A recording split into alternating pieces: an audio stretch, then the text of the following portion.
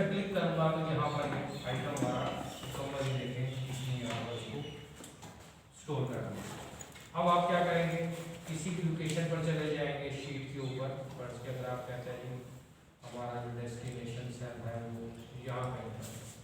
अब destination cell हमने बता दिया कि यहाँ से फिर वो आगे पेस्ट करना शुरू कर देगा। तो जैसे ही आप यहाँ पे पेस्ट के ऑप्शन पे क्लिक करते हैं या जस्ट इसी के ऊपर भी क्लिक कर देंगे तो ये भी क्या हो जाएगी, यहाँ से पेस्ट हो जाएगी। तो पेस्ट पे क्लिक कर दें तो देखें डाटा आपका सारे का सारा वहाँ पे पेस्ट हो गया। तो बात समझ में आ रही है। इसी तरीके से अगर हम सारे डाटा को सिलेक्ट कर लेते हैं और अगर मैं कट के ऊपर क्लिक करता हूँ तो क्या होगा, तो उसमें देखिए कट के लिए भी उस टेक्स्ट को क्या कर दिया, सिलेक्ट करके यहाँ पर डाल दो। जो पहले वाली टेक्स्ट उसे कहाँ ले लिया, नीचे ले लिया। तो टोटल में तक यहाँ पे 24 आइटम आ जाते थे पुराने 2010 तक। पता इसमें यहाँ पे लिखा हुआ नहीं आ रहा है कि कितने आइटम को ये सेव करता है। तो यानी एक वक्त में ये 24 आइटम को हमें ये दिखाता है। फिर जैसे जैसे आइटम बढ़ाते चले जाएंगे, कॉपी पेस्ट करते जाएंगे, कॉपी करते जाएंगे, तो जो नीचे वाला आइटम है वो क्या होता चला जाएगा, रिमूव होता चला जाएगा। ठीक है जी। तो अब यहाँ पर मैंने इसे कॉपी कट किया है जी, कॉपी किया है, कट किया है। अब इसे मैं फर्स्ट के बताता हूँ कि जहाँ पे इसे पेस्ट करना शुरू करते हैं तो जैसे आप पेस्ट करेंगे तो वहाँ से टेक्स्ट हो जाएगी और राइट लोकेशन पर टेक्स्ट क्या हो जाएगी, ट्रांसफर हो जाएगी। तो बात क्लियर है, बच्चा आ गया। ठीक है, पेस्ट हमारे पास यहाँ पे अगर आप क्लिक करते हैं और आप जस्ट यहाँ पर भी क्लिक कर दें उसको इस टेक्स्ट को पेस्ट करना चाह रहे हैं, इसको क्लिक कर देंगे तभी टेक्स्ट क्या हो जाएगी। हाँ ये नहीं कर सकते मैंने नहीं की सर। अच्छा लास्ट में डिस्टर्बेंस क्रिएट कर। ओके जी, कट कॉपी पेस्ट समझ में आ गई है। ओके, इसमें एक और ऑप्शन दिया है paste as picture. Copy as picture का मतलब है उसकी तस्वीर बना के सेव कर देगा। इसका मतलब क्या होगा, एडिट कर सकेंगे कि नहीं कर सकेंगे। एक सेकंड देख लेते हैं।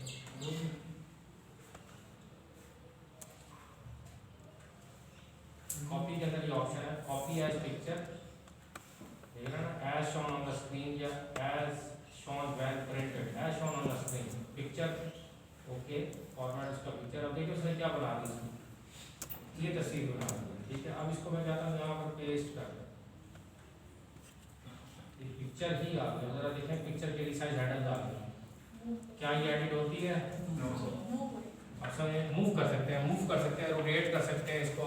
यानी अब ये डाटा जो है आपका क्या बन गया, पिक्चर बन गया। तो मतलब ये एक नया फीचर था, पहले किसी वर्ड में नहीं है। कॉपी एज पिक्चर, अगर आप पिक्चर फॉर्म में कॉपी करके, इसका फायदा क्या होगा, मैंने किसी को डॉक्यूमेंट भेजा वो एडिटिंग कर सकता है, एक्सेल की फाइल भेजो वो एडिट कर दे और मुझे कहती है आपने तो ऐसे भेजा था। अब अगर मैं तस्वीर लेके उसे पेस्ट करके भेज दूँ, डाटा भी पहुँच गया, वो अनएडिटेबल है। ठीक है ना, तो इसमें एडिट नहीं किया जा सकता। इसका मतलब है ये भी एक सिक्योरिटी का फीचर है कि जैसे आप देखते हैं ना आपके जो पेपर होते हैं वो PDF फॉर्मेट में है, उसको आप एडिट नहीं कर सकते। अगर वर्ड की फॉर्म में करते तो कहते ये तो लास्ट में ये वाला में पढ़ा था, आप एडिट करके चैलेंज कर सकते। ओके, क्लिपबोर्ड को मैं क्लोज कर रहा हूँ।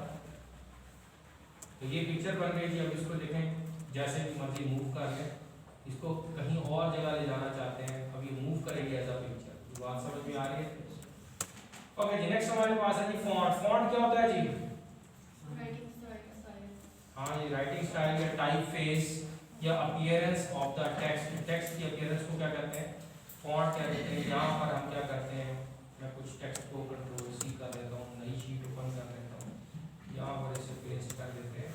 अब इसके ऊपर हम ऑपरेशन परफॉर्म करना शुरू कर देते हैं। मैंने डाटा को सिलेक्ट किया, देखें ये कैलिग्राफी लिखा हुआ है, ये क्या कहलाता है, ये असल में फॉन्ट कहलाता है। फॉन्ट यही चीज़ है, राइटिंग स्टाइल। देख रहा है कितने सारे स्टाइल हैं लोग काम करते हैं, इससे डाटा को उठाते हैं। या अब देखें यहाँ पे जब मैं राइटिंग स्टाइल सेलेक्ट करता हूँ तो टेक्स्ट का स्टाइल भी क्या हो जाता है, तब्दील हो जाता है। इसको थोड़ा सा और क्या करेंगे, बड़ा कर दें।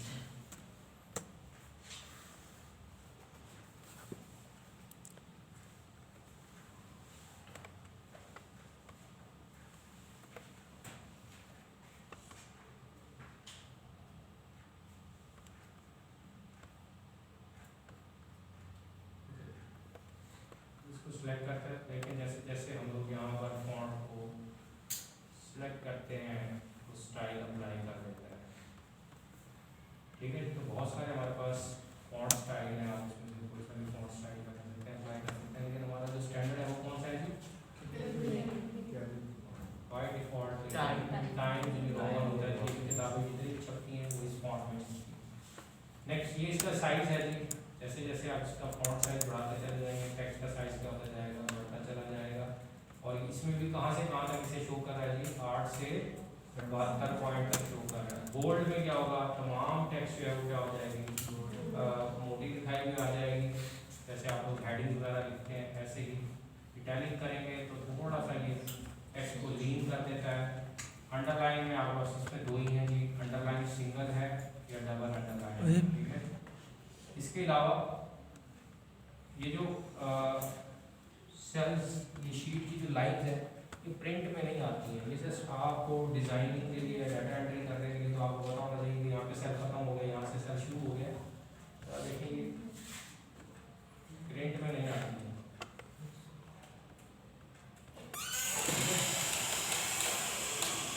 पूरी शीट आप ये देख रहे हैं प्लेन है, वो ग्रिड लाइन्स यहाँ पर नहीं आ रहे। तो आप क्या करेंगे, आप इसको बॉर्डर लगा सकते हैं डाटा को। चलो ये भी साथ वाले जब आप प्रिंट प्रीव्यू पहली दफ़ा लेते हैं ना, तो देखें अब इसने शीट को डॉटेड लाइन में डिवाइड कर दिया। नजर आ रही डॉटेड लाइन? ये डॉटेड लाइन इसका मतलब क्या है? ये आपकी पेज की विड्थ होगी, ठीक है। तो ऐसे ही नीचे जाके लाइन खत्म हो जाएंगी, इससे आपकी हाइट पता चल जाएगी पेज की, एक पेज पर आ सकते हैं। देखिए ज़रा नीचे अगर ले जाए इसे तो लगभग 40-45 रोज इसमें आ जाती है, ठीक है। देखिए 36 रोज के बाद ये हमारा पेज का साइज क्या होगा, ये बात क्लियर है। और कॉलम कितने आ रहे हैं? 2 3 4 5 6 7 8 9, ठीक है। 9 कॉलम आ रहे हैं। कॉलम की विड्थ को कम करते चले जाएंगे तो ज़्यादा कॉलम भी आ जाएंगे, ठीक है जी।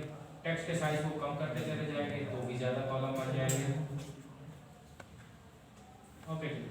तो अब हम इस डाटा को सिलेक्ट करते हैं और साथ में देखें ये बॉर्डर है, ये सिंपल बॉर्डर है, आप इस बॉर्डर को अप्लाई कर सकते हैं। आग बॉर्डर करेंगे तो ये दरमियान में लाइन भी बना देगा और साइड पर बॉर्डर लगा देगा। थिक आउटसाइड बॉर्डर, तो बाहर का जो बॉर्डर होगा इसका बाउंड्री वॉल का वो थोड़ा सा थिक होगा। इसको अगर आप देख लें प्रिंट करके देखें, ये इसने बॉर्डर लगा दिया। अगर आप बाहर बॉर्डर को देखेंगे ये मोटी लाइन आपको नजर आ रही है, क्योंकि हमने आउटसाइड बॉर्डर जो है वो क्या लगाया थिक, और इनसाइड जो है वो सिंपल लाइन्स लगाई। ओके, इसमें फिर बॉर्डर के हमारे पास बहुत सारे स्टाइल हैं। आप जस्ट बॉटम बॉर्डर लगाना चाहते हैं तो बॉटम बॉर्डर लग जाएगा, आप क्या कहते हैं राइट बॉर्डर लगाना चाहते हैं तो राइट साइड पे। हाँ जी, प्रिंट व्यू में वो ब्लर भी दिखाई दे रहा है टेक्स्ट नहीं लगा, बहुत ठीक आ रहा है, ठीक है चल रहा है। असल में पता है क्या है, ये प्रिंट प्रीव्यू भी तो अभी हमने ना ये इसकी क्या किया हुआ है, जूम आउट किया हुआ है थोड़ा, तो जिसकी वजह से आपको ये थोड़ा सा महसूस हो रहा होगा, लेकिन ठीक है। अच्छा जी, नेक्स्ट हमारे पास क्या है जी, आपने डाटा को सिलेक्ट किया, ठीक क्या काम करता है जी? इंक्रीज फॉन्ट, यहाँ से भी आप फॉन्ट साइज इंक्रीज कर सकते हैं। देखिए वो 20, 22, 24 एंड सो ऑन। और यहाँ से आप क्या कर सकते हैं, श्रिंक कर सकते हैं फॉन्ट को, फॉन्ट साइज कम या ज़्यादा कर सकते हैं। ये बात क्लियर है। ये डब्बा क्या करता है जी? इन्हीं डब्बों को कलर दे देगा, यानी आपके जो सेल्स हैं उनको कलर दे देगा। और ये साथ में जो है ये लेटर के कलर को चेंज कर देगा। तो यहाँ से आप क्या कर रहे हैं, बॉक्स मैंने क्या करना है, सेल्स को कलर को फिल कर देगा। इसी तरीके से यहाँ से अगर आप कोई भी कलर सेलेक्ट करते हैं, या आपकी राइटिंग स्टाइल को क्या कर देते हैं, कलर दे देते हैं। बात क्लियर है? ओके,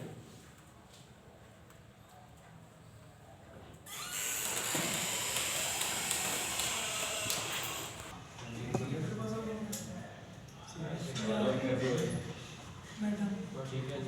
बॉटम फाइव इसकी रो हाइट को भी कॉलम की वेट, कॉलम की वेट बढ़ा देते हैं।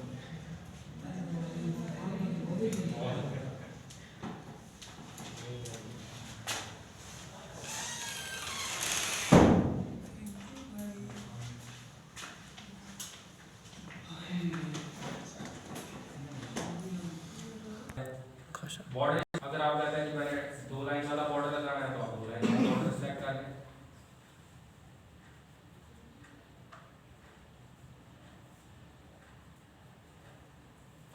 बॉर्डर के भी काफ़ी सारे पैटर्न हैं, बॉर्डर को कलर दे सकते हैं आप, जो भी यहाँ से कलर सेलेक्ट करेंगे इस टाइम पे ऑटोमेटिक है ब्लैक है, अगर आप कहते हैं बॉर्डर जो है ग्रीन का आना चाहिए,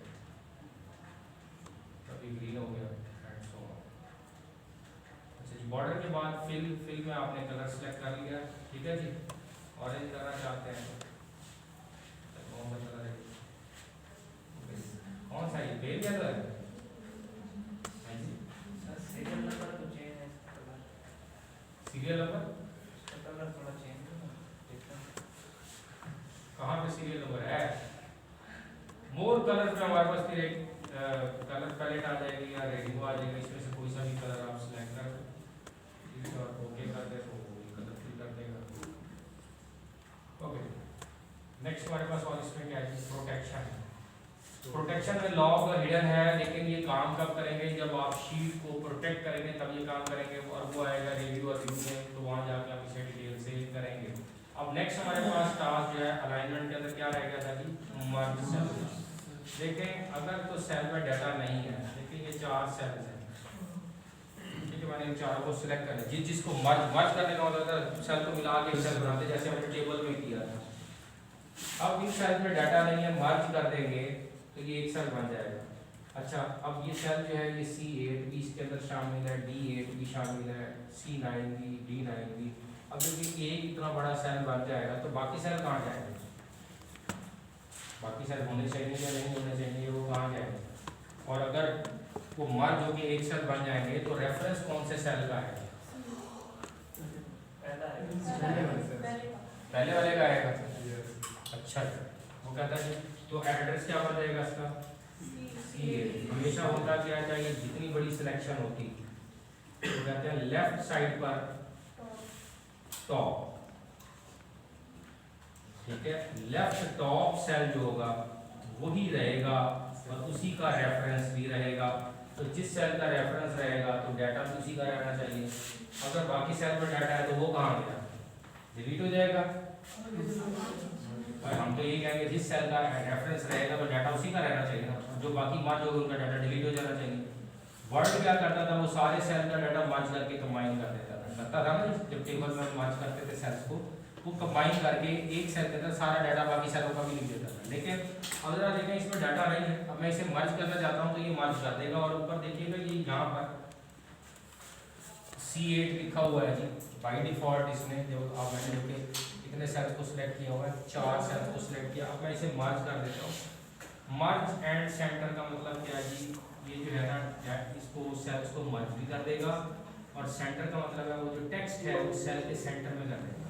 ठीक है, क्लिक करके तो देखें उसने मर्ज कर दिया, एक सेल बना दिया। रेफरेंस देखें किसका मौजूद है, C8। अच्छा, अब जरा देखें मैं यहाँ से ये सेल है जी, इनको मैं मर्ज करने जा रहा हूँ। अगर मैं मर्ज करता हूँ तो मुझे मैसेज देगा, देखिए आप क्या कह रहा है, merging sales only keep the upper left value and discard the value. Discard का मतलब डिलीट कर देगा, तो अपर लेफ्ट सेल की वैल्यू कर देगा, रखेगा। और कौन सा होगा जी, फादर नहीं रह जाएगा, बाकी सारे हो जाएंगे। और उसको उसने क्या कर दिया, सेल के सेंटर की। बात समझ में आ रही, ये डिवीजन नहीं है जी, ये अंडरलाइन है। ठीक है जी, ये बात क्लियर है जी, किसी को अगर कुछ क्लियर नहीं है तो जी बताएं नहीं। अगर दोबारा बनाना चाहें हाँ जी, अंडू कर देते हैं, अंडू तो पता है ना, तो आप उसे अंडू कर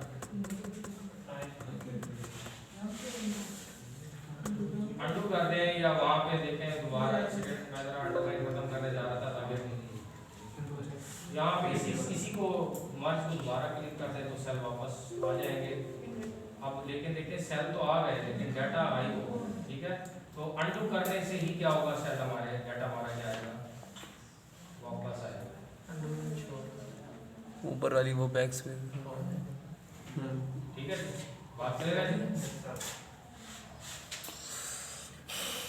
हो गया। नेक्स्ट हमारे पास है मर्ज अक्रॉस। फर्ज किया आप क्या कहते हैं सर, ये सारे सेल ऐसे करके सिलेक्ट कर लें सारे सेल्स को। मैं कहता हूँ कि मर्ज हो जाए लेकिन ये ऐसे मर्ज होने चाहिए, ये एक सेल ना बने बल्कि ये ऐसे एक सेल बन जाए, तो इसे हम क्या कहेंगे, मर्ज अक्रॉस है। तो आप क्या करें, पहले उन सेल को सिलेक्ट कर लें। काम करते हैं, इसका कलर भी जरा खत्म कर देते हैं ताकि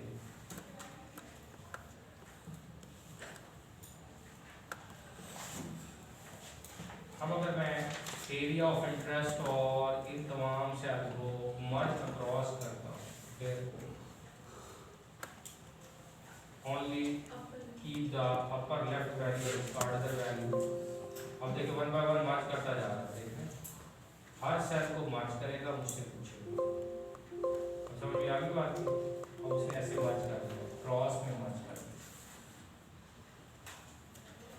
ओके, इसके अलावा मर्ज सेल्स हैं, अनमर्ज सेल कोई आपने एक बच्चे ने कहा था सबसे क्या करें, तो मर्ज सेल के ऊपर दोबारा क्लिक कर दें, अनमर्ज कर दें तो वापस क्या हो जाएगा, अनमर्ज हो जाएगा, लेकिन जो डाटा डिलीट हो गया आपने देखा था अनमर्ज करने से वो डाटा वापस नहीं आया, फोल्डर करने से ही आएगा, क्योंकि उस टाइम में तो क्या करना, डिलीट हो गया, जब डिलीट हो गया वापस नहीं लाने वाला। रैप टैक्स है कि यहाँ पर भी हमारे पास ऑप्शन मौजूद है। अब देखिए जैसे कि सफवान का नाम कट रहा है और जैन का, अगर आप रैप टैक्स के ऊपर क्लिक कर देंगे, हाँ आप इस जिसमें प्रॉब्लम आ रही है उसी को रैप टैक्स कर दें, नहीं तो फिर उसे दो लाइन में बात क्लियर है जी। अब तो इसमें कोई ऐसी ऑप्शन नहीं रहेगी, ये भी हो गया, फॉन्ट भी हो गया, बॉर्डर भी हो गया, फिल भी हो गया। प्रोटेक्शन देखेंगे बाद में, जब हम शीट और वर्कबुक के ऊपर आएंगे प्रोटेक्शन से यूज करेंगे। नेक्स्ट हमारे पास है जी नंबर। नंबर क्या है, अगर आप इसको गौर से देखें इस शीट को, इसमें डाटा लिखा हुआ है, जब भी आप शीट में डाटा एंटर करते हैं तो सॉरी इसमें तो हमने बहुत सारी ऑपरेशन अप्लाई कर दी हुआ है, शीट पर इस पर भी उन्होंने अप्लाई किया हुआ है। यहाँ पर कॉलम की तरह वेट था, थोड़ी सी चीज़ आपको वैसे शो करने जा रहा हूँ कि नंबर का हमें करना है। देखिए मैंने यहाँ पर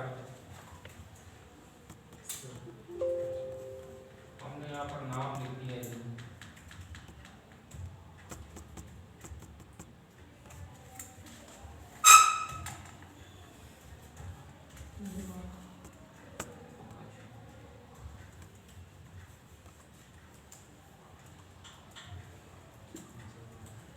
अब यहाँ पे हम नंबर लिख देते हैं।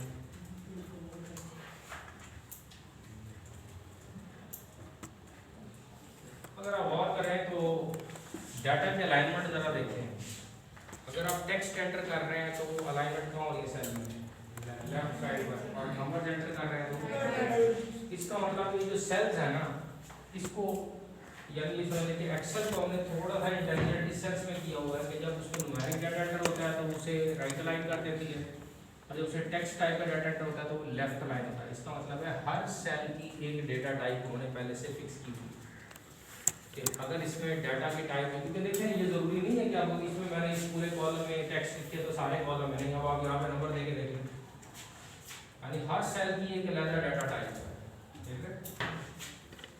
मैं यहाँ पर एक रो इंसर्ट कर देता हूँ थोड़ा सा आपको आइडिया देने के लिए। अब जरा देखें मैं यहाँ पर फंक्शन अप्लाई करता हूँ कि ये जो असब नकवी सारे स्मॉल लेटर से लिखा कैपिटल लेटर में लिख दिया जाए, तो इक्वल टू U-double-P-E-R अपर है जी, और मैंने ये डाटा लिया, उसने क्या कर दिया, इसे कैपिटल लेटर में कर दिया। अब इसका आंसर क्या था, टेक्स्ट कहाँ लाइन किया उसने, लेफ्ट लाइन किया। अच्छा अब मैं यहाँ पर फंक्शन अप्लाई कर रहा हूँ, square root of this cell value, समझ आ गई बात आई? अगर फार्मूला टेक्स्ट के ऊपर अप्लाई हो रहा है यानी उसका रिजल्ट अगर टेक्स्ट में आ रहा है तो ऑटोमेटिकली उसे कहाँ ले गया, लेफ्ट। और अगर न्यूमेरिक वैल्यू आ रही है तो राइट, चाहे न्यूमेरिक में वो फ्रैक्शनल है चाहे वो होल नंबर है, वो हमारा कंसर्न नहीं है। तो बात समझ में, इसका मतलब है हर सेल की एक डेटा टाइप है कि इस सेल में किस टाइप ऑफ डाटा को आप एंटर करने जा रहे हैं, ठीक है जी। तो ये जो नंबर हमारे पास ग्रुप है इसके अंदर यही है कि आप सेल की डेटा टाइप क्या कर सकते हैं, तब्दील कर सकते हैं। मतलब अगर आप कहेंगे सर इसकी डेटा टाइप है जनरल रखी हुई है, लेकिन क्लिक करें तो बहुत सारे हमारे पास क्या आ रही है, ऑप्शन आ रहे हैं। जनरल में क्या कहता है, नो स्पेसिफिक फॉर्मेट। अगर नो स्पेसिफिक फॉर्मेट है इसका मतलब कोई मखसूस फॉर्मेट नहीं है। इंटीजर देंगे वो इंटीजर के हिसाब से ट्रीट करेगा, टेक्स्ट देंगे वो टेक्स्ट के हिसाब से ट्रीट करेगा।